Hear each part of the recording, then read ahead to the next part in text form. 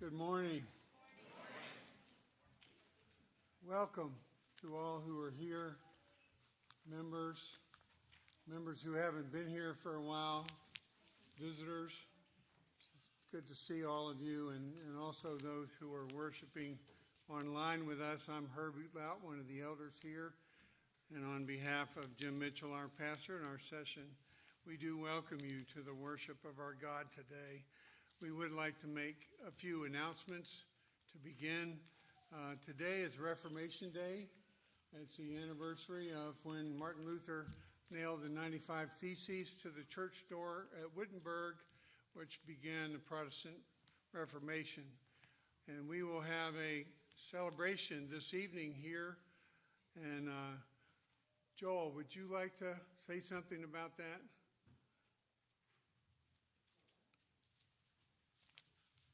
Come on up and get a mic here.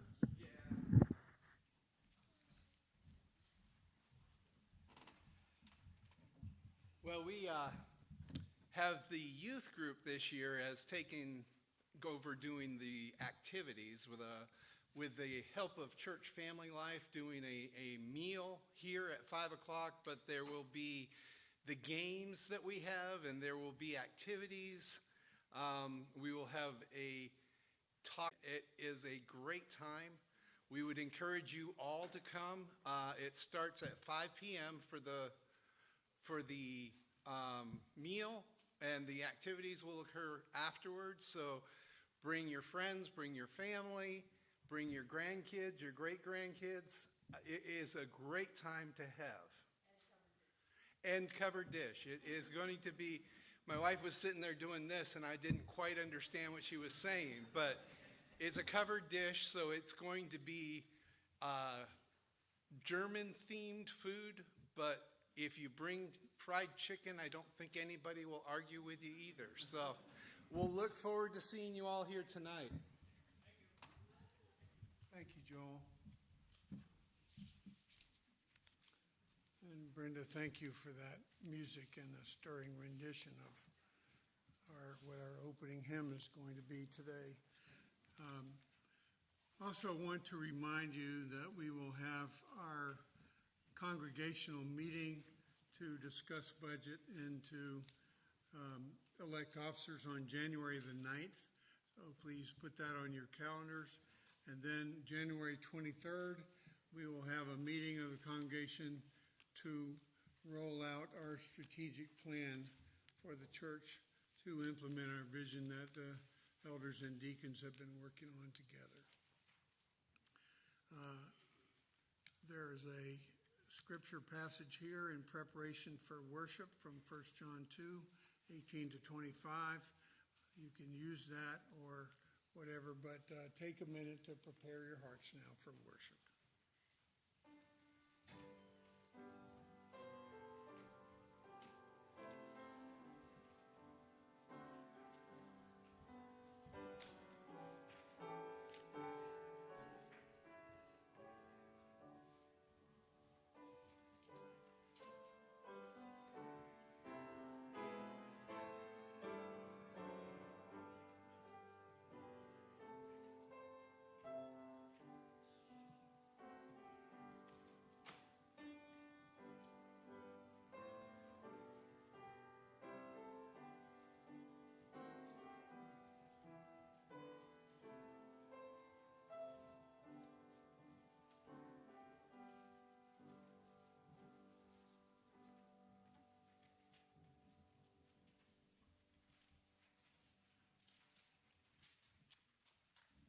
We're here not simply for ourselves, to come and feel good.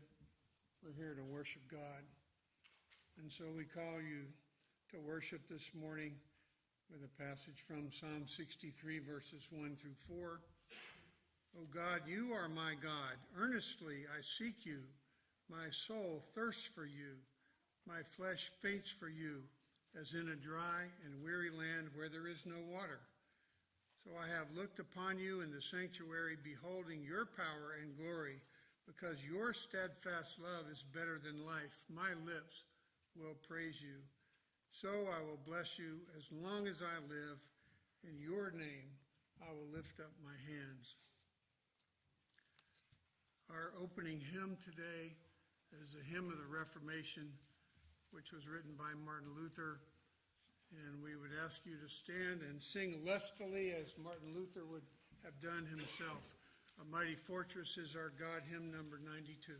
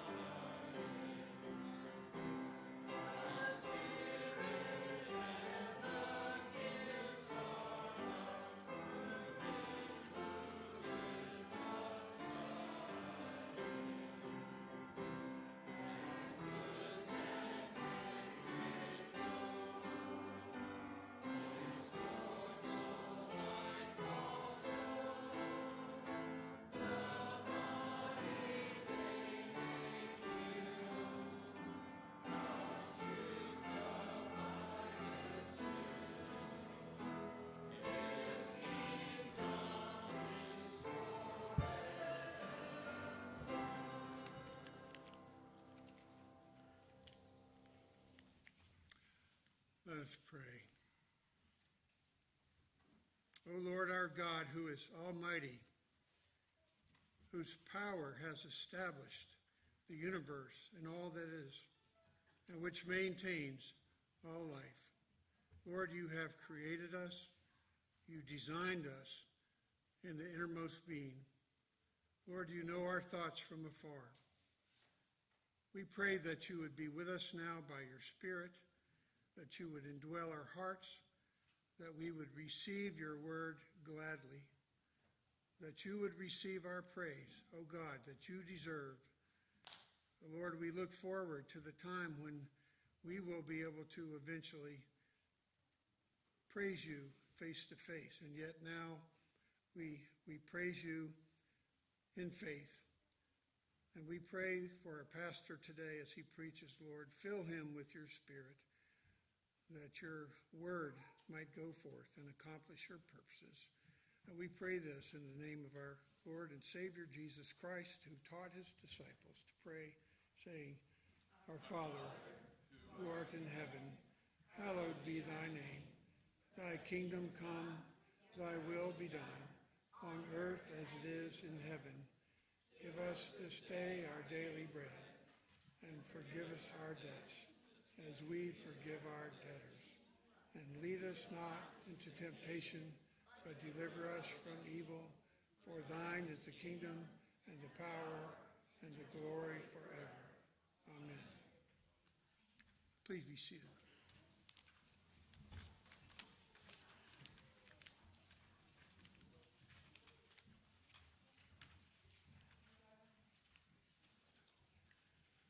Along with our praise to God, as we are sinners before a holy God, it is meet and right for us to confess our sins. Proverbs 28, verse 13 says, Whoever conceals his transgressions will not prosper, but he who confesses and forsakes them will obtain mercy. If you would take a moment to silently, Lord.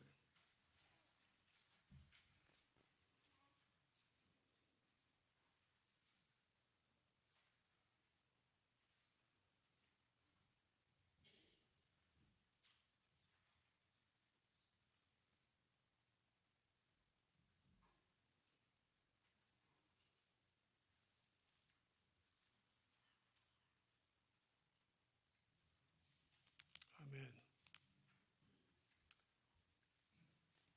We have an assurance of pardon. There's the good news from Ezekiel 36, verses 25 to 28. I will sprinkle clean water on you, and you shall be clean from all your uncleannesses, and from all your idols I will cleanse you, and I will give you a new heart, and a new spirit I will put within you. And I will remove the heart of stone from your flesh, and give you a heart of flesh.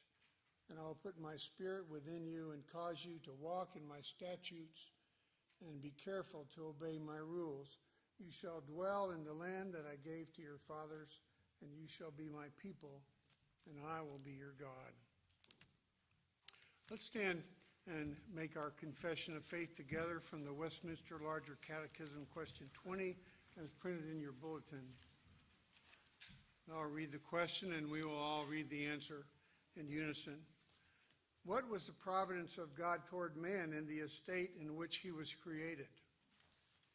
The providence of God toward man in the estate in which he was created was the placing him in paradise, appointing him to dress it, giving him liberty to eat of the fruit of the earth, putting the creatures under his dominion, and ordaining marriage for his help, affording him communion with himself, instituting the Sabbath, entering into a covenant of life with him upon condition of personal, perfect, and perpetual obedience, of which the tree of life was a pledge, and forbidding to eat of the tree of knowledge of good and evil upon the pain of death.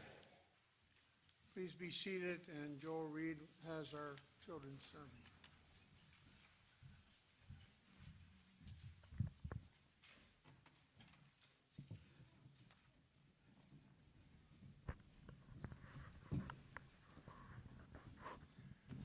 Good morning.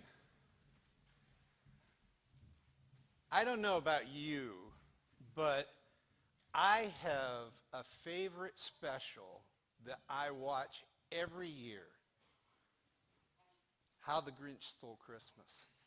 That is my ultimately favorite show. And you know what? It usually came right around Christmas time, and usually it was on Christmas Eve. And when I was a kid, we didn't have a recorder. It came on one time at a specific time. And do you know what? A lot of the time, it was when our New Year's Eve or Christmas Eve service was at church. My dad's a minister. Dad said, you will be at the Christmas Eve service. And that was hard for me. But do you know what? As I got older, I realized that as a Christian, my goal and my job was to do what Jesus wanted me to do. And at that point, he didn't want me to watch How the Grinch Stole Christmas. He wanted me to be at church, worshiping him and remembering that he came to earth to save me and not me to save him. Let's pray. Dear Heavenly Father, we do thank you that you sent your Son to pay a price we couldn't pay so that we would have eternity with you. Father, we pray you would remind us as we live this life that we should live as you did. And we pray that you would give us the courage and the strength to continue down that path. In Jesus' name we pray. Amen.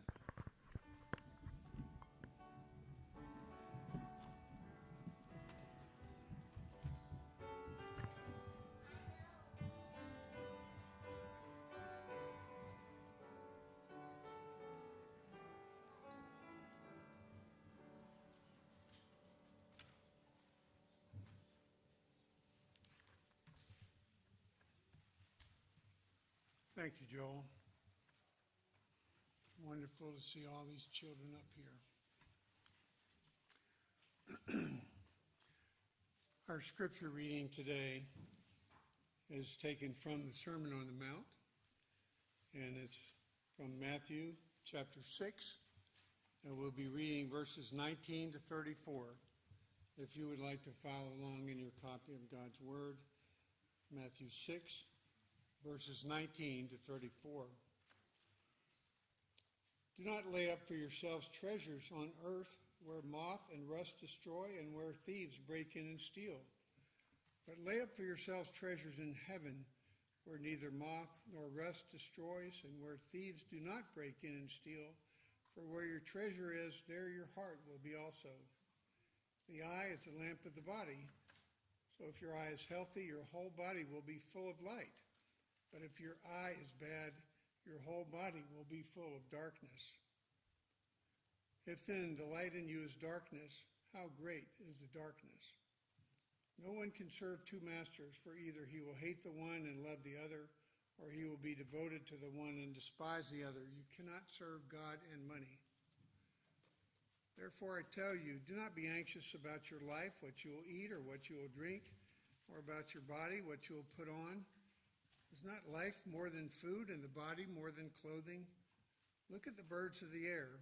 They neither sow nor reap nor gather into barns, and yet your heavenly Father feeds them. Are you not of more value than they? And which of you, by being anxious, can add a single hour to his span of life? And why are you anxious about clothing? Consider the lilies of the field, how they grow. They neither toil nor spin. Yet I tell you, even Solomon in all his glory was not arrayed like one of these. But if God so clothes the grass of the field, which today is alive and tomorrow is thrown into the oven, will he not much more clothe you, O you of little faith? Therefore do not be anxious, saying, what shall we eat, or what shall we drink, or what shall we wear? For the Gentiles seek after all these things, and your heavenly Father knows that you need them all. But seek first the kingdom of God and his righteousness, and all these things will be added to you. Therefore, do not be anxious about tomorrow, for tomorrow will be anxious for itself. Sufficient for the day is its own trouble. And the grass withers and the flower fades, but the word of our God will stand forever. Amen.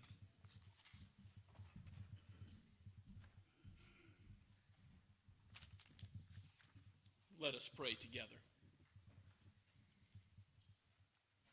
Father, Son, and Holy Spirit, you are our rock and our fortress and our hiding place. In you alone we trust. We thank you, Lord Jesus, that you did not come to condemn the world, but you came that the world might be saved through your work. And you have completed that mission, which was to come and to die, to lay down your life, and to give it as a ransom for many. And victorious over death, you have risen again. You now reign at the Father's right hand, and you have sent your Spirit. We have all power and authority because of your goodness to the church. You have given gifts to your people. You have given fruit. Oh Lord, produce fruit in us today as we hear your word. Continue to abide with us and make us more like Christ. Father, we lift up those who mourn. For those to whom Pat Palin was dear, we ask, Father, that you would bring comfort and that peace that passes all understanding. Lord, we will miss our sister, but we know that her reward is the light of your countenance, the light of your face forever and ever, beholding your glory as the angels sing of your holiness night and day, where there is no longer any need for the sun because your glory is sufficient. Father, we also pray for the family of Tom Barrett and to those that knew him. We ask your comfort and peace to be upon them as well. We pray that you would turn mourning into joy, a solemn joy, a hope that is certain in the Lord Jesus Christ, that though we die, yet we will live, and we know that he is gone to prepare a place for us, and we will be with him soon and very soon. This life is but a vapor, and soon it will be over. Give us wisdom to understand our days aright. And, Father, give us a heart that would trust in you and look to your word as the lamp to our path. It would guide us in all that we do. Help us to love our neighbors as you have loved us. Help us to lift up those who are downtrodden and bruised and broken by the fall. Father, your word gives hope to the hopeless. Your word is that encourages those who are tripped up in sin. Father, let your word and your Spirit working through it repair and restore and renew. Where there is hatred, so love.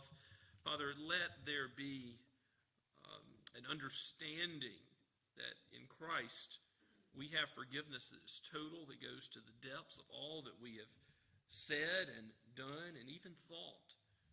And that forgiveness that is total is not only forgiveness but acceptance in him, that we are his children. Now we are his sons and daughters and brothers and sisters together to work for his kingdom, not because we must to earn righteousness, but because we have the kingdom. We have been given righteousness by him. And out of thanksgiving now, we seek to live for you, O Lord Jesus. Help us to do that, to show hospitality, to show deeds of mercy. Help us as a church, as individuals, as families. Help parents to raise their children, the nurture and admonition of you, O Lord. Let your word be central, not only from this pulpit and this church as we teach and in our Sunday school classes and Bible studies, but in the home. Lord, let your word be central in the hearts of those that you've called to be your people. Raise up a new generation of those who will proclaim it. Give us those who will go to the mission field, even from among our own number, who might give up earthly comforts to go and preach your word abroad. Father, we thank you for those that you've called before and how you've brought the ARP to places like Pakistan and Mexico for over a century, and how those works continue. And we do pray that there will be more and more establishment of congregations where your people will be strengthened, where you will bring in the lost and save from save from sin with the knowledge of the Lord Jesus Christ, all those who will come, who will lay aside treasure in this world and gain treasure in heaven. Father, we also pray that you would revive us in this land. Give us a new reformation in our time, that we would see your tender shepherding hand in South Carolina, in Summerville. Let us repent and turn from our wicked ways and see your blessing in this place again. We pray, Father, that you would bless all those who lift up Christ and proclaim him today. We pray for our brothers and sisters in Shem Creek and Mount Pleasant. We ask that you would guard and protect them from the attacks of the evil one, that you would give us at Scots Kirk clarity and direction in the days ahead, that you would give our strategic plan a clarity that would be accepted, embraced by all of the congregation, so that the gifts you have used in this, amongst this people, would be deployed, used by you for the betterment of your kingdom, used so that others would come to know Christ and be built up in the truth. For we pray all this in the name of the one who is our mighty fortress, the one who has given us an unshakable kingdom, the Lord Jesus himself. Amen. Let us continue to worship the Lord now as we sing the hymn of meditation, Trinity Hymnal number 55, To God Be the Glory.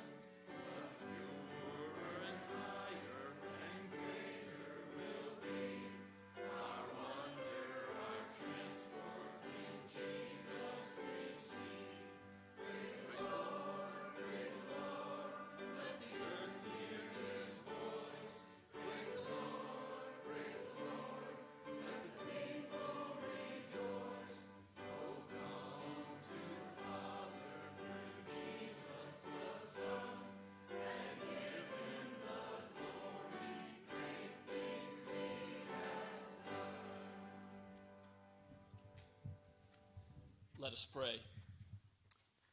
O Lord, your name deserves the praise, the honor, the glory, now and forever. May the nations come streaming to Zion.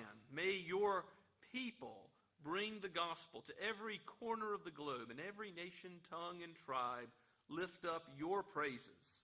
We long for the day when the knowledge of you will cover the earth as the waters cover the sea. And we pray that your mighty hand might do the work of your kingdom through us as jars of clay. Use us, take our lives, and make them living sacrifices for you. Use what we give in tithes and offerings. This whole world is yours, and we are stewards of a little for a time. Lord, build your kingdom, build your church. We pray in Jesus' name, amen.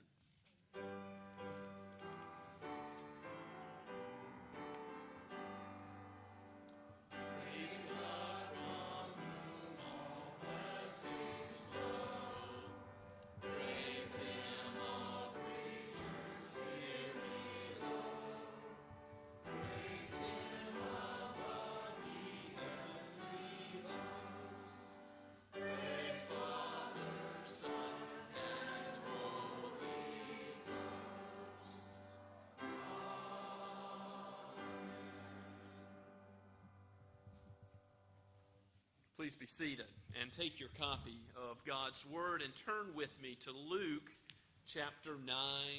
We're looking at the final verses of chapter 9, verses 51 through 62 this morning. As we continue to go through Luke's Gospel, this is a pivotal text. Jesus has been ministering in Galilee and all around as he's going to now set his face to go towards Jerusalem, to go to die. This marks a change as he directs all of his footsteps towards the cross and to do what he's just told the disciples he will do, that the Son of Man will be delivered into the hands of men. And they haven't understood yet about how and why Jesus would go to Golgotha, but he will show them. He will show them the way, and we'll learn what it means, even more about what it means to follow him, the cost of following him, and taking up our own cross to follow hard after him, to live a life of obedience in one direction. Let's hear God's word again, Luke chapter 9. Starting at verse 51. This is from the pen of the physician Luke, but it is breathed out by God for us. Hear God's word. When the days drew near for him, that is Jesus, to be taken up, he set his face to go to Jerusalem. And he sent messengers ahead of him who went and entered a village of the Samaritans to make preparations for him. But the people did not receive him, because his face was set towards Jerusalem. And when his disciples, James and John, saw it, they said, "Lord, do you want us to tell fire to come down from heaven and consume them?" But he turned and rebuked them, and they went on to another village. As they were going along the road, someone said to him, "I will follow you wherever you go." And Jesus said to him, "Foxes have holes and birds of the air have nests, but the Son of Man has nowhere to lay his head." To another he said, "Follow me." But he said, "Lord, let me first go and bury my father." And Jesus said to him, "Leave the dead to bury their own dead. But as for you, go and proclaim the kingdom of God."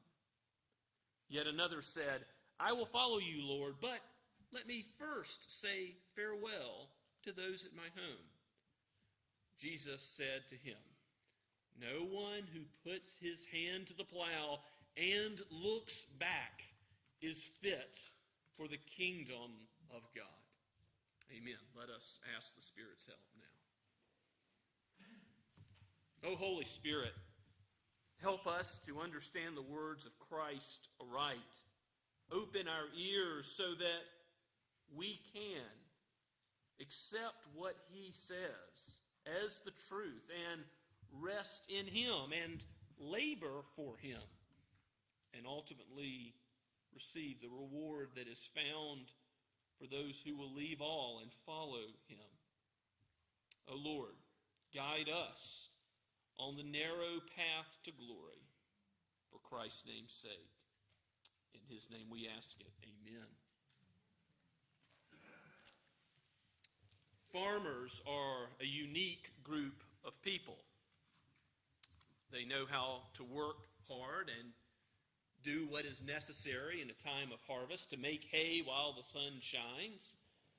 Our ARP moderator this year is in the mountains of Virginia, where he has farmland, and many of his churchmen are farmers, and he has actually selected this text to be used in all of the ARP as the text which will focus us as a denomination on what it means to follow Christ hard in one direction our whole lives and not look back. So that final verse, verse 62, no one puts his hand to the plow, that farming, agricultural language, and looks back, is fit for the kingdom of God. That's being used in our whole denomination. You can look up our moderator's speech on this from last year's synod by searching online. His name is Patrick Malfris. It's a fine address. But one thing that struck me in it as I heard him deliver it in person is that he said, let's be honest. We're all tempted in the Christian life to look back. At some point, maybe at many points, we're all tempted to second guess following Christ. Peter did that. In Matthew chapter 26, Peter denied ever having followed Jesus. And after the third time, the rooster crowed and Christ's prophetic word was fulfilled. Remember how Lot's wife looked back. She was enamored with Sodom and Gomorrah. It was a hip place, a happening place. There's pleasures of the world there. And even as fire is raining down, she looks back and is turned to a pillar of salt. In the book of Exodus, we see how Israel looks back. In Exodus chapter 14, that they say, Moses, did you take us out in the desert to die? And God miraculously delivers them through the Red Sea. And in Exodus chapter 15, they give praise to God for doing that. But in Exodus chapter 16, after they've just seen the miraculous deliverance of God, you would think they wouldn't look back then, right? But what do they say? Oh, we remember Egypt, how well fed we were there. And they grumble and complain in the wilderness right after they've seen the mighty hand of God. Is that true for you? You've seen the mighty hand of God, but at times due to sin, your own sin, struggles, trials, difficulties in this life, perhaps cross-bearing persecution in this life, you've looked back, and like the psalmist in Psalm 73, you said, is it all in vain that I've kept my hands clean, that I've followed after Yahweh's path? Well, it's time for us to enter the sanctuary of God's Word and let His view of things be pressed upon us so that we understand this world and ourselves aright, so that we understand eternity and the short time of our lives aright. Jesus has just told His disciples that He's going to go and die, back in verse 44. Let it sink down into your ears, He said. But they're drawing near to Jerusalem. They're going from Galilee through Samaria to Judea. They are going with Christ on a mission for Him to give up His life. It says in verse 51, when the days drew near for Him to be taken up, and some versions might even say for Him to be ascended, He set His face to go to Jerusalem. Now there's a double meaning of the word taken up. In John's Gospel, in chapter 3, you know John 3:16, I'm sure, but you may not know John 3:14 and 15. It says, just as Moses lifted up the serpent in the wilderness, so the Son of Man must be lifted up, so that all those who believe on Him may have eternal life. Well, how is Jesus lifted up? As the serpent was lifted up by Moses in the wilderness, first He was lifted up on the cross. He was lifted up on the tree that was cursed of God so that we might have eternal life. Later he will be lifted up, in another sense, taken up to heaven, ascended with the clouds and the glory that comes with his victory over sin and going to the Father's right hand. But that phrase that Luke uses in verse 51 could mean both, so that we're, as the reading audience of this gospel, to understand Jesus is about to be taken up onto the cross, and then after the cross, the crown taken up to glory. And Jesus, in verse 52, sends messengers ahead of him who prepare a place in a Samaritan village. We're not told which village it is, but he's not accepted there, where the disciples have been already going out into various villages and receiving assistance from other believers. There's not that assistance in this Samaritan village, and they know somehow from the messengers, presumably who have relayed this information, that Jesus was set on not coming to some place in Samaria, but going to Jerusalem. Now remember, he's going to have interactions with those those Samaritans, and in the Gospel of John, we hear about how he deals tenderly. We know that he cares for those who are Samaritans, that his gospel is coming not to condemn Gentiles or Samaritans or Jews, but he is coming to the world, John 3:17, not to condemn the world, but that the world might be saved through him. So Jesus is on a mission to save. That's why he's going to Jerusalem. But James and John didn't understand that. The sons of thunder. What did they want to do instead? Be like Elijah in 1 Kings 18. And remember how he confronted Ahab. He called down fire from heaven. And God displayed that sign miraculously and lit the sacrifice on the altar. So James and John wanted to be used in that powerful way of judgment, but Jesus turns and rebukes them, he says in verse 55. We're not told what the rebuke is, but we can surmise that it's something like this. James, John, my kingdom is coming to save, not condemn. My kingdom is coming so that these Samaritans who have just rejected me, who are in opposition to me right now, Jesus is loving those who are his enemies, loving those who are opposed to his kingdom. And so they go on to another village, and as they're going along the road, and here's where we'll focus most of our attention this morning, we'll see this illustration of the plow being our labor for God's kingdom in the context of three men who say they want to follow Jesus. Someone says to him, I will follow you, verse 57, wherever you will go. Well, where will Jesus go? He's come into this world in a state of poverty. And he says here, just so you get a sense of what it is to follow me, the Son of Man has nowhere to lay his head at night. Foxes have holes, birds have nests, but he has just been rejected and not even given a place to stay in a Samaritan village. He has no home in this world. So understand what it means is what Jesus is saying, to take up your cross and follow him. There will be difficulties. There will be trials.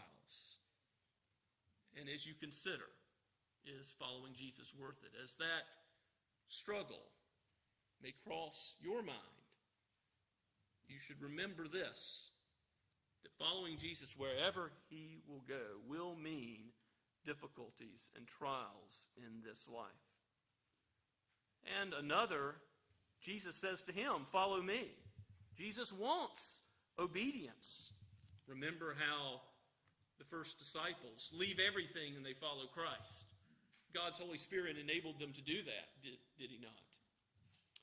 But this man gives a reason why he can't do it. He says, Lord, let me first go and bury my father. Now, in Jewish custom, a burial would be done immediately after death. And it was a son's obligation, a very high priority, to deal with the burial of a father, and there would be a period of mourning after that, and then of dealing with the estate. It would all be compacted in a short period of weeks, but this obligation would normally be so intense that someone who's just lost their father wouldn't even be out in public. So you see, this man may well have been saying something that isn't true. It's something that would have been commonly used as an excuse for doing other things in Jesus' day. Let me go and take care of things with my father. Therefore, whatever other obligation I've got, this is a really high one, I'm out of some other obligation. But Jesus says you've got it all wrong. You've got it all wrong, that even in terms of your family obligation, of course, Jesus himself was subject to his mother and father. He upheld and fulfilled the fifth commandment to honor mother and father. Jesus came to fulfill all righteousness and never shrunk back from the law of God. But here he's saying there's a higher obligation. That is to love God, to follow him, to treasure his kingdom, to put it as first priority and not put family above it. He knew the man's heart. He knew where his idol lay, just as the rich young ruler and his love of possessions is pointed out by Christ. Here, this man who says he needs to bury his father, he says, let the dead bury their own dead. Let the spiritually dead bury their dead. And as for you, go proclaim the kingdom of God. That was the call. Don't think to yourself that family is more important than Christ. This is not just an abstract problem. This is something that happens, that Jesus emphasizes several times. He says that you must hate mother and father. Love less. Love them less than me if you are going to be my disciple. That is the extent to his call to loyalty. Now, some people will tell you Sunday is a family day. Well, Sunday is the Lord's day.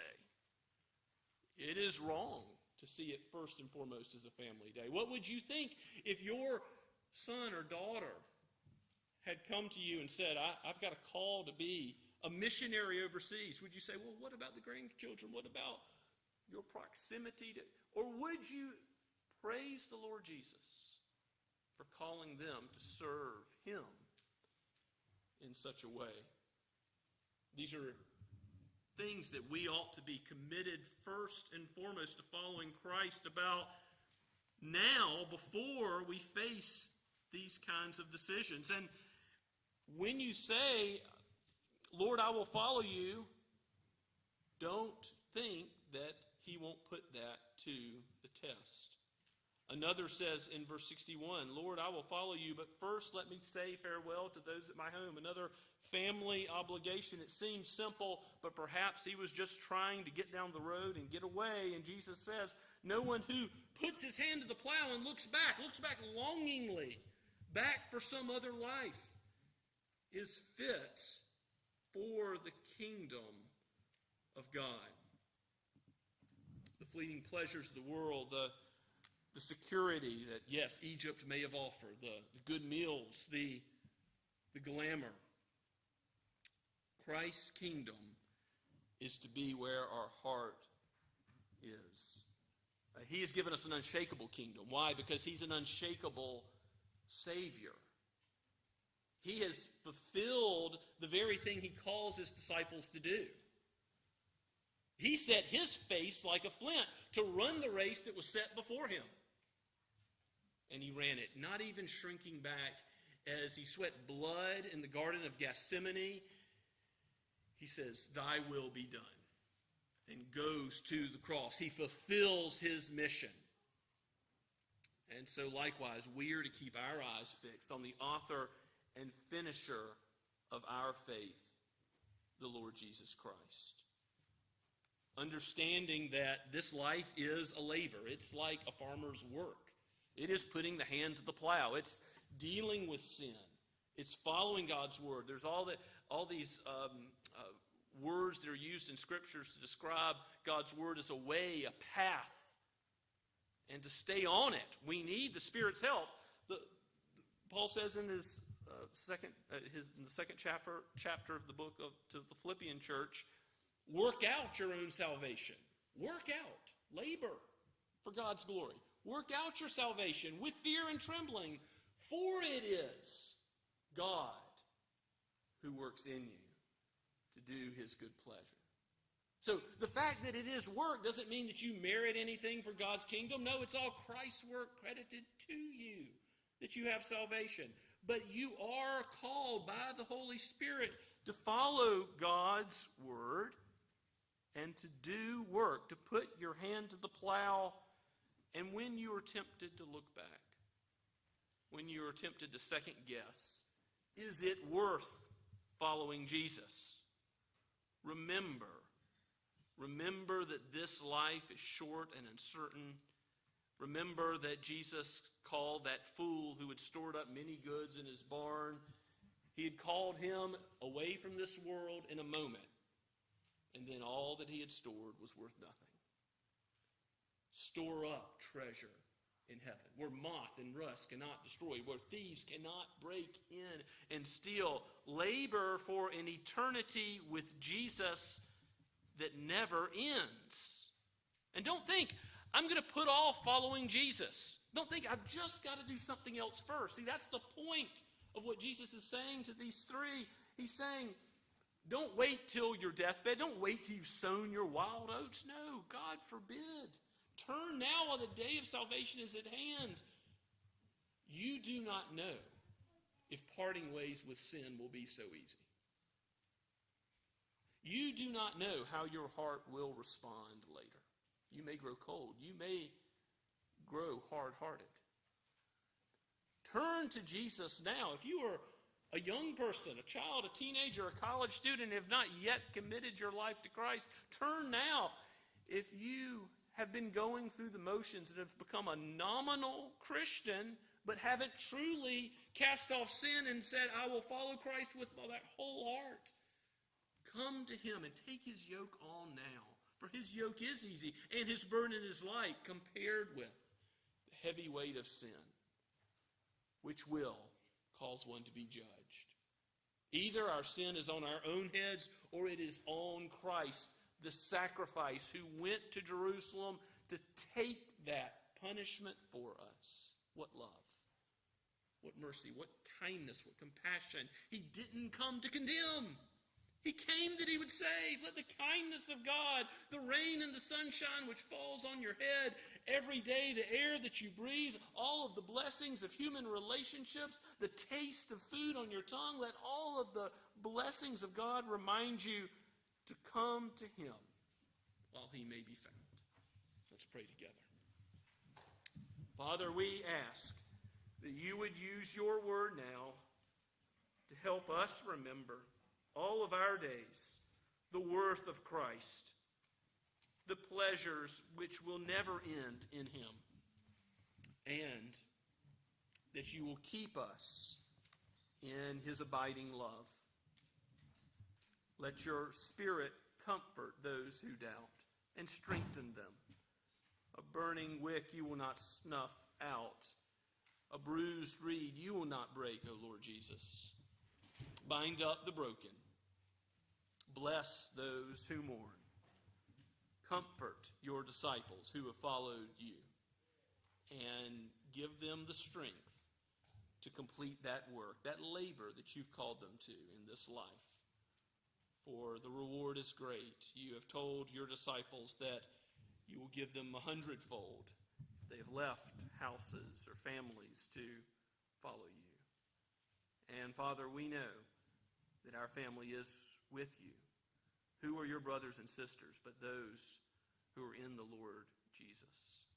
We will be with you as our Father, our elder brother Christ, and all of the sons and daughters of the Most High forever and ever because of your covenant love and kindness. And we bless your name for that and ask for your help as you lead us on that path home. In Jesus' name we pray. Amen. Let us stand now and sing in response to God's word. Hymn number 575, Soldiers of Christ, Arise.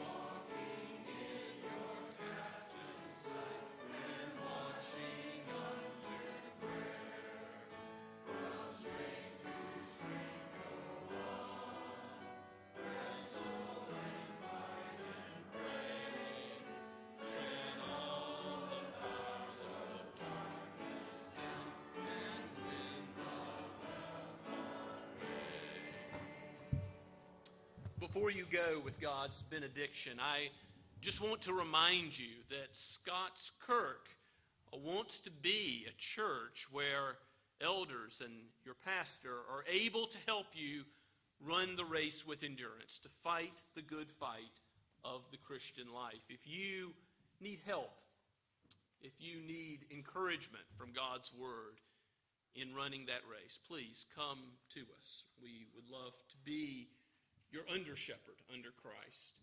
And also, if you have never turned to Christ by faith, if you don't know what it means to trust in Jesus, there's nothing we would rather talk with you more about than that. Now go with the blessing of Almighty God. Now to Him who is able to do far more abundantly than all we ask or think, according to the power within us, to Him be the glory in the church and in Christ Jesus throughout all generations, forever and ever. Amen.